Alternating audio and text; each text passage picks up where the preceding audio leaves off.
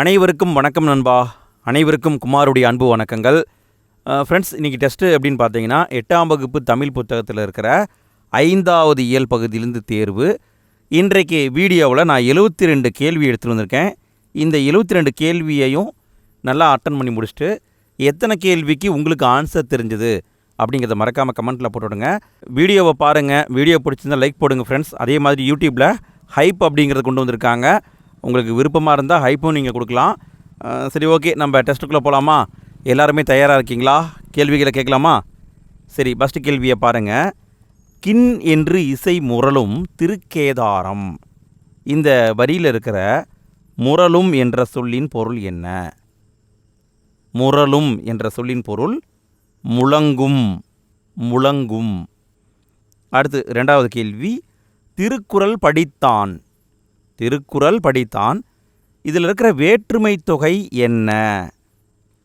திருக்குறள் படித்தான். இதில் இருக்கிற வேற்றுமை தொகை 2ஆம் வேற்றுமை தொகை. தொகைன்னா மறைந்து வர்றது. என்ன மறைஞ்சு வந்திருக்கு? திருக்குறளை படித்தான். ஐ அப்படின்னு வந்திருக்கணும். ஐ என்பது 2ஆம் வேற்றுமை உருபு. இது மறைஞ்சு வந்ததுனால 2ஆம் வேற்றுமை தொகை.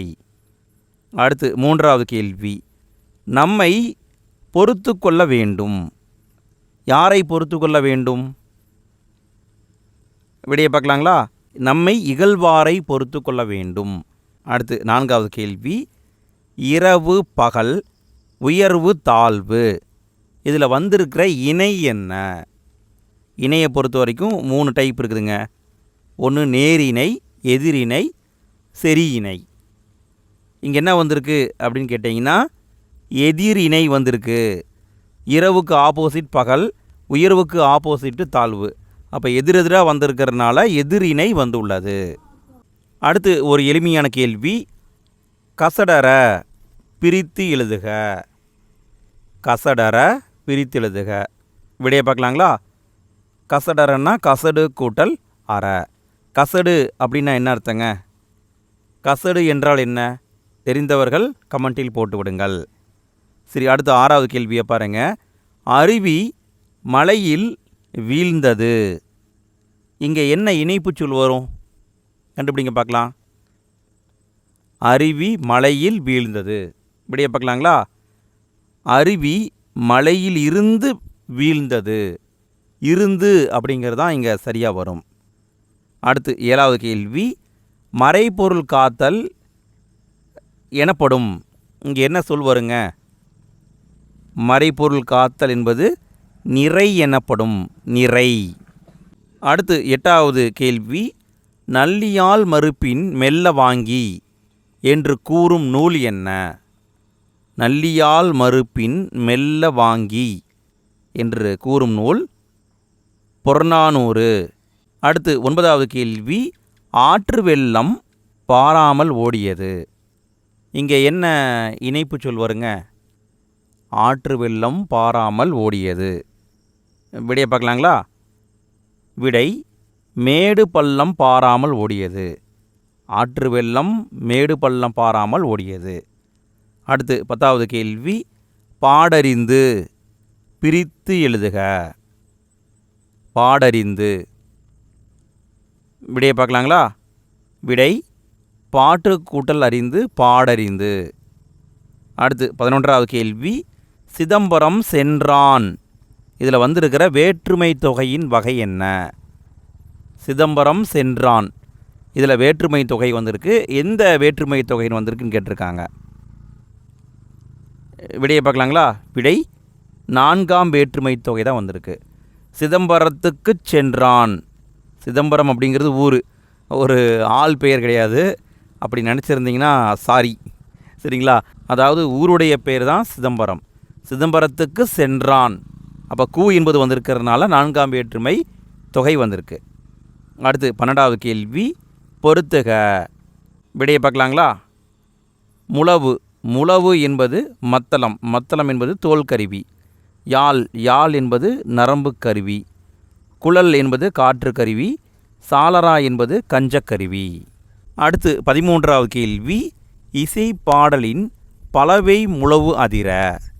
இந்த பாட்டு வரியில் இருக்கிற பலவை என்ற சொல்லின் பொருள் என்ன? பலவை. இந்த சொல்லின் பொருள் முதிர்ந்த மூங்கில். முதிர்ந்த மூங்கில். அடுத்து 14வது கேள்வி, கயிறு கூட்டல் கட்டில். சேர்த்து எழுதுங்க பார்க்கலாம். கயிறு கூட்டல் கட்டில்.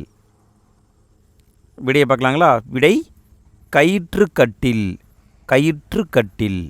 அடுத்து 15வது கேள்வி, பச்சை பசேல் வெள்ளை வெளிர். இதில் வந்திருக்கிற இணை என்ன?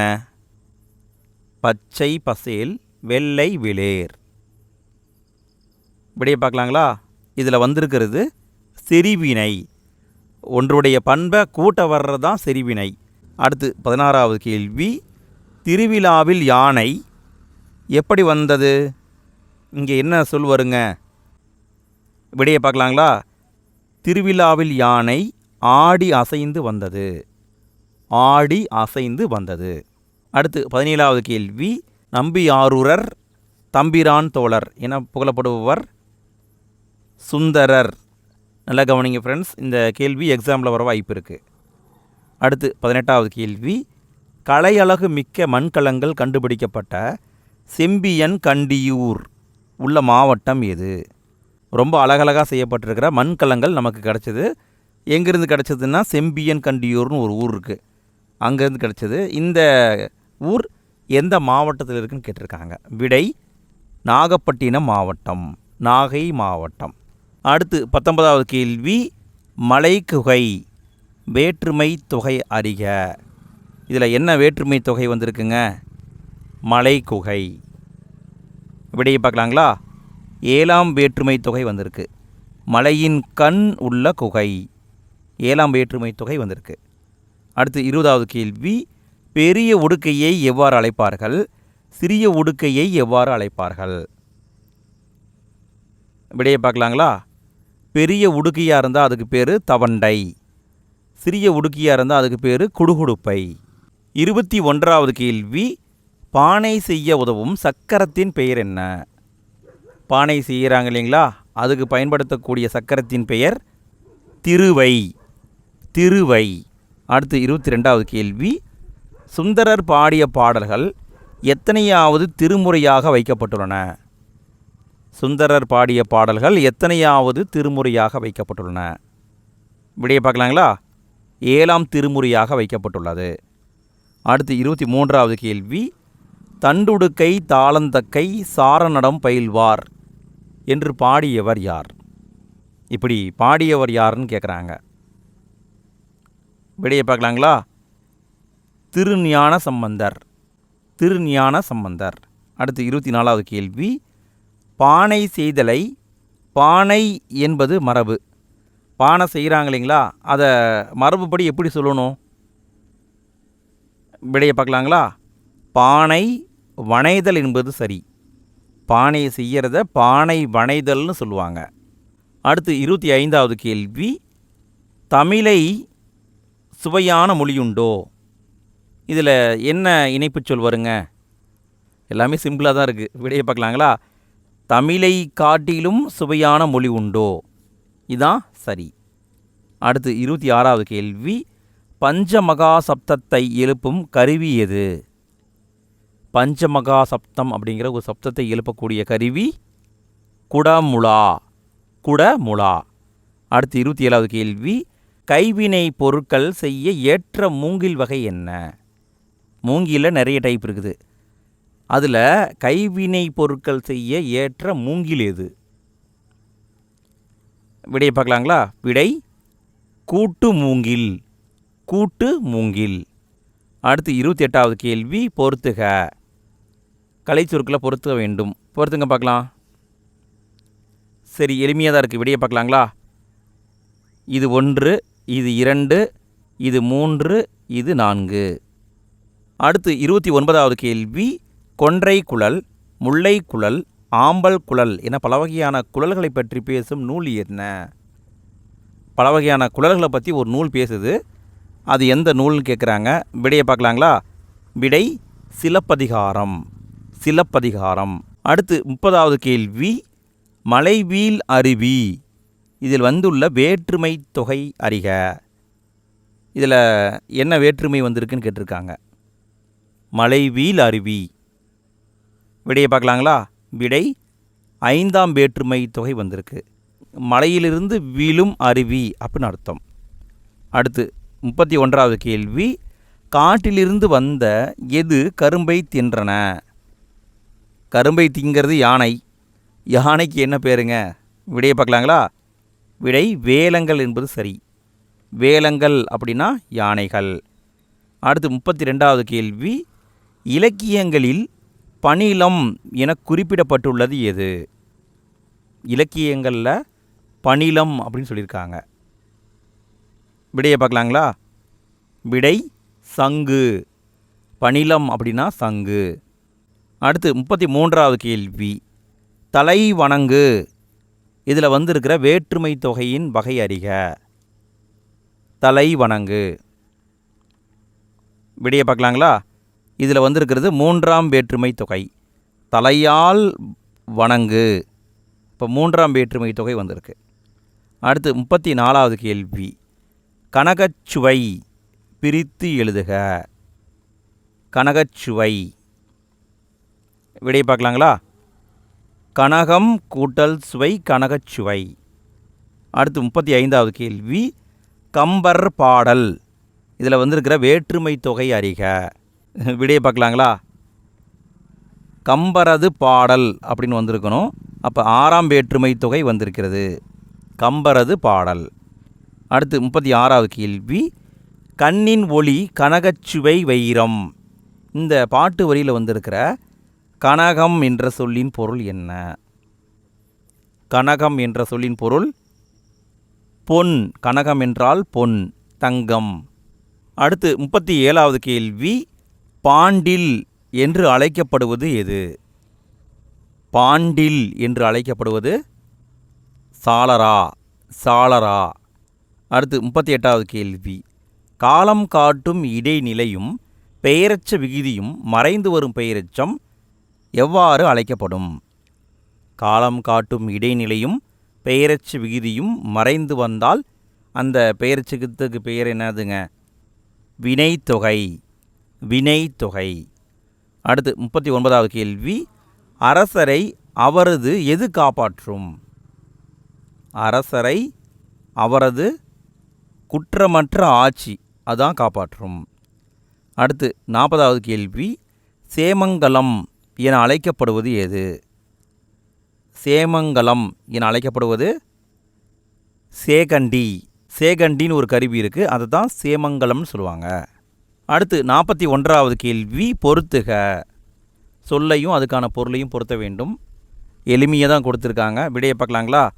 அளந்தவர் அப்படின்னா வறியவர், கிளை அப்படின்னா உறவினர், போற்றார் அப்படின்னா பகைவர், பேதையார்னா அறிவற்றவர். அடுத்து 42வது கேள்வி. காலம் கறந்த பெயரெச்சம் வினைத்தொகை என இலக்கணம் கூறும் நூல் எது? காலம் கறந்த பெயரெச்சம் வினைத்தொகை என இலக்கணம் கூறும் நூல் நன்னூல். நன்னூல். அடுத்து 43வது கேள்வி. மலர்விழி தேர்வின் ஆயத்தமானால் இங்கே என்ன இணைப்புச் சொல் வருங்க? விடையை பார்க்கலாங்களா? மலர்விழி தேர்வின் பொருட்டு ஆயத்தமானால். பொருட்டு அப்படிங்கிறது தான் இங்கே வரும். அடுத்து 44வது கேள்வி.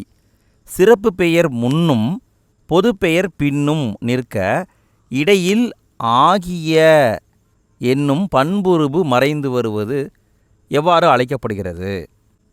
சிறப்பு பெயர் முன்னாடி இருக்கும், பொது பெயர் பின்னாடி இருக்கும். இரண்டுக்கும் இடையில் ஆகிய அப்படிங்கிற ஒரு பண்புருபு மறைந்து வந்திருக்கும். விடையை பார்க்கலாங்களா? விடை இரு பெயரொட்டு பண்புத்தொகை. இரு பெயரொட்டு பண்புத்தொகை. அடுத்து 45வது கேள்வி. பாணி என அழைக்கப்படும் கருவி என்ன? ஒரு இசைக்கருவிக்கு பாணி அப்படிங்கிற பேர் இருக்குது. விடையை பார்க்கலாங்களா? விடை திமிலை. பாணி என அழைக்கப்படுவது திமிலை. அடுத்து 46வது கேள்வி. கண்ணோடாது பிரித்து எழுதுக. கண்ணோடாது. விடையை பார்க்கலாங்களா? கண் கூட்டல் ஓடாது, கண்ணோடாது. அடுத்து 47வது கேள்வி. தமிழ் மக்களிடம் 36 வகையான முரசுகள் வழக்கத்தில் இருந்ததாக கூறும் நூல் எது? தமிழ் மக்களிடம் 36 முரசுகள் வழக்கத்தில் இருந்தது என்று குறிப்பிடும் நூல் சிலப்பதிகாரம். சிலப்பதிகாரம். அடுத்து 48வது கேள்வி, பொருந்தாததை கண்டறிக. ஏதோ ஒன்று பொருந்தாமல் இருக்குது, கண்டுபிடிங்க பார்க்கலாம். சரி, விடையை பார்க்கலாங்களா? இரவு பகல் அப்படிங்கிறது உண்மை தொகை, இரவும் பகலும்னு வந்திருக்குது. தாய் தந்தை என்பது உண்மை தொகை, தாயும் தந்தையும்னு வந்திருக்கு. அண்ணன் தம்பி என்பது உண்மை தொகை, அண்ணனும் தம்பியும்னு வந்திருக்கு. பனை மரம் என்பது உண்மை தொகை கிடையாது, இரு பெயரொட்டு பண்பு தொகை. அதனால் இதுதான் பொருந்தாதது. அடுத்து 49வது கேள்வி, அன்மொழி தொகை பிரித்து எழுதுக. அன்மொழி தொகை, இதை பிரித்து எழுதுங்க பார்க்கலாம். ஃப்ரெண்ட்ஸ், நாளைக்கு டெஸ்ட்டுன்னு பார்த்தீங்கன்னா 8ஆம் வகுப்பு தமிழ் புத்தகத்தில் இருக்கிற 6வது இயல் பகுதி நடக்கும். நன்கு படித்து விட்டு வாருங்கள். ஃப்ரெண்ட்ஸ், வீடியோவுக்கு லைக் போடாத நண்பர்கள் மறக்காமல் லைக் போட்டுருங்க. ஹைப்பு கொடுக்காத நண்பர்கள் ஹைப்பு கொடுத்துருங்க. சரி, ஓகே, விடையை பார்க்கலாங்களா? அல் கூட்டல் மொழி கூட்டல் தொகை அன்மொழி தொகை. அடுத்து 50வது கேள்வி, கூம்போடு மீப்பாய் களையாது என்று கூறும் நூல் என்ன? கூம்போடு மீப்பாய் களையாது என்று குறிப்பிடும் நூல் புறநானூறு. புறநானூறு. கூம்போடு மீப்பாய் களையாது என்று கூறும் நூல் புறநானூறு. அடுத்து 51வது கேள்வி, எழுவாயை தொடர்ந்து பயனிலை அமைந்து இடையில் எச்சொல்லும் மறையாமல் வந்தால் அது எவ்வாறு அழைக்கப்படும்? நல்லா கவனிங்க ஃப்ரெண்ட்ஸ். எழுவாயை தொடர்ந்து பயனிலை வரும், இரண்டுக்கும் இடையில் எந்த சொல்லும் மறையாது. அப்படி வந்தால் அதுக்கு என்ன பேருங்க? எழுவாய் தொடர் என்று பெயர். எழுவாய் தொடர். அடுத்து 52வது கேள்வி, மாக்கண் முரசம் என்று கூறும் நூல் என்ன? மாக்கண் முரசம் என்று கூறும் நூல் மதுரை காஞ்சி. மதுரை காஞ்சி. 53வது கேள்வி, கலித்தொகையில் எத்தனை பாடல்கள் உள்ளன? கலித்தொகையில் எத்தனை பாடல்கள் உள்ளன? விடையை பார்க்கலாங்களா? 150 பாடல்கள் உள்ளன. கலித்தொகையில் 150 பாட்டு இருக்குது. அடுத்து 54வது கேள்வி, சென்றனர் வீரர், இதில் வந்திருக்கிறது என்ன? சென்றனர் வீரர். விடையை பார்க்கலாங்களா? இதில் வந்திருக்கிறது வினை முற்று தொடர் தான் வந்திருக்கு. வினை முற்று தொடர். அடுத்து 55வது கேள்வி, கலித்தொகையை தொகுத்தவர் யார்? கலித்தொகையை தொகுத்தவர் நல்லந்துவனார். நல்லந்துவனார் தொகுத்திருப்பார். இந்த நல்லந்துவனார் கலித்தொகையில் ஒரு குறிப்பிட்ட திணை பாடலை பாடியிருப்பார். என்ன திணை பாடலை பாடியிருப்பார்? தெரிந்தவர்கள் கமெண்டில் போட்டு விடுங்கள். சரியான ஆன்சர் போடுற ஒவ்வொருவருக்கும் ஒரு ஹார்ட்டின் சிம்பிள் கொடுத்துட்றேன். சரி, ஓகே, அடுத்த கேள்வியை பாருங்கள். 56வது கேள்வி, கலை உனக்கிழிந்த முழவு மருள் பெரும்பலம் என்று கூறும் நூல் என்ன? இந்த கருத்தை கூறும் நூல் என்ன? விடையை பார்க்கலாங்களா? விடை புறநானூறு. புறநானூறு. அடுத்து 57வது கேள்வி, சொற்களுக்கு இடையே வேற்றுமை உருபு மறைந்து வருவது என்ன? சொற்களுக்கிடையே வேற்றுமை உருபு மறைந்து வந்தால் அதனை வேற்றுமை தொகைன்னு சொல்கிறோம். வேற்றுமை தொகை. அடுத்து 58வது கேள்வி, செம்மரம் என்னும் சொல் என்ன வருங்க? இலக்கண குறிப்பை கண்டுபிடிங்க பார்க்கலாம். செம்மரம். விடையை பார்க்கலாங்களா? விடை பண்புத்தொகை. செம்மரம் என்பது பண்புத்தொகை. அடுத்து 59வது கேள்வி, பொறுத்துக. நரம்புகளையும் எத்தனை நரம்பு இருந்தால் என்னென்ன கருவி அப்படிங்கிறதையும் கொடுத்துருக்காங்க. விடையை பார்க்கலாங்களா? 7 நரம்பு இருந்தால் அதுக்கு பேர் வீணை. 14 நரம்பு இருந்தால் அதுக்கு சகோடையாள்னு பேர். 19 நரம்பு இருந்தால் அது மகரையாள். 21 நரம்பு இருந்தால் அதுக்கு பேர் பேரியாள். ஃப்ரெண்ட்ஸ், இதை பார்த்துக்கோங்க, கேட்கவும் வாய்ப்பு இருக்குது. அடுத்து 60வது கேள்வி, பசியால் வாடும் யாருக்கு உணவளித்தல் நமது கடமை? பசியால் வாடும் யாருக்கு உணவளித்தல் நமது கடமை? விடையை பார்க்கலாங்களா? விடை அளந்தவர் என்பது சரி. அளந்தவர்னா வறியவர். பசியால் வாடும் வறியவருக்கு உணவளித்தல் நமது கடமை. அடுத்து 61வது கேள்வி, கலாமஸ் ரொடாங் என்பது எதன் அறிவியல் பெயர்? கலாமஸ் ரொடாங் என்பது எதன் அறிவியல் பெயர்? விடையை பார்க்கலாங்களா? விடை மூங்கில். மூங்கிலுடைய அறிவியல் பெயர் கலாமஸ் ரோடாங். அடுத்து 62வது கேள்வி, கண்ணா வா என்பது எந்த தொடர்? கண்ணா வா. விடையை பார்க்கலாங்களா? விடை விழித்தொடர். அழைக்கிறோம், அதனால் இது விழித்தொடர். அடுத்து 63வது கேள்வி, பழந்தமிழ் இலக்கியங்களை பாதுகாத்து வைத்தவை எவை? பழந்தமிழ் இலக்கியங்களை பாதுகாத்து வைத்தவை எவை? விடையை பார்க்கலாங்களா? விடை பனை ஓலைகள். பனை ஓலைகள். அடுத்து 64வது கேள்வி, பொறுத்துக. பொறுத்துங்க பார்க்கலாம். பெயரச்ச தொடர், வினையேச்ச தொடர், வினைமுற்று தொடர், எழுவாய் தொடர். சரி, விடையை பார்க்கலாங்களா? கார்குழலி படித்தால் என்பது எழுவாய் தொடர். புலவரே வருக என்பது வினைமுற்று தொடர். பாடி முடித்தான் என்பது வினையெச்ச தொடர். எழுதிய பாடல் என்பது பெயரெச்ச தொடர். 65வது கேள்வி, பரிவாதினி எனும் வீணை பல்லவ மன்னன் காலத்தில் வழக்கில் இருந்ததாக கூறப்படுகிறது. பல்லவ மன்னன் எந்த மன்னன் காலத்தில் இருந்ததுன்னு கேட்குறாங்க. பரிவாதினி அப்படிங்கிறது ஒரு வகையான வீணை. விடையை பார்க்கலாங்களா? விடை மகேந்திரவர்மன். அடுத்து பொறுத்துக. பொருத்தணும். நேரினை, செறிவினை, எதிரினை. விடையை பார்க்கலாங்களா? விருப்பு வெறுப்பு என்பது ரெண்டுமே எதிரெதிர், அப்போ எதிரினை.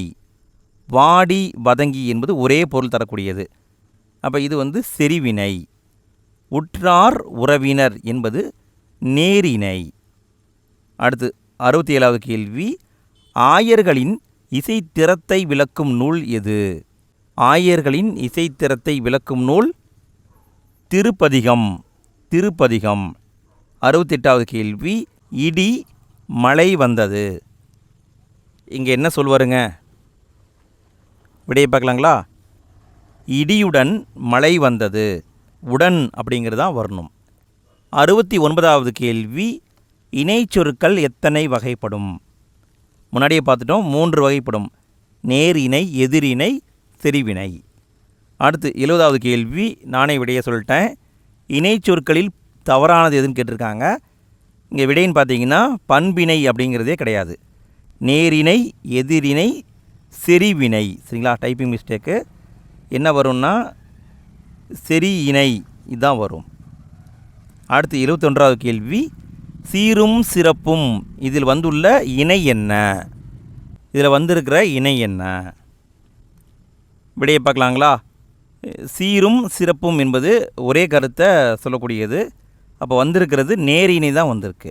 அடுத்து 72வது கேள்வி, கடைசி கேள்விங்க. ஃப்ரெண்ட்ஸ், நாளைக்கு டெஸ்ட்டு 8ஆம் வகுப்பு தமிழ் புத்தகத்தில் இருக்கிற 6வது இயல் பகுதியிலிருந்து நடக்கும். நன்கு படித்து விட்டு வாருங்கள்.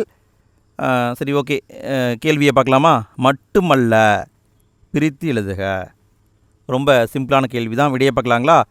மட்டும் கூட்டல் அல்ல, மட்டுமல்ல. ஓகே ஃப்ரெண்ட்ஸ், வீடியோவுக்கு கீழே ஃபஸ்ட்டு கமெண்ட்டில் நம்ம இது வரைக்கும் போட்டதுக்கான லிங்க் கொடுத்துருக்கேன். எண்டு ஸ்க்ரீனில் கூட அடுத்த வீடியோக்கள் லிங்க் கொடுத்துருக்கேன். நீங்கள் ஃப்ரீயாக இருக்கீங்கன்னா அதையும் டெஸ்ட் போட்டு பாருங்கள். ஓகே ஃப்ரெண்ட்ஸ், அடுத்த வீடியோவில் சந்திப்போம். தேங்க்யூ.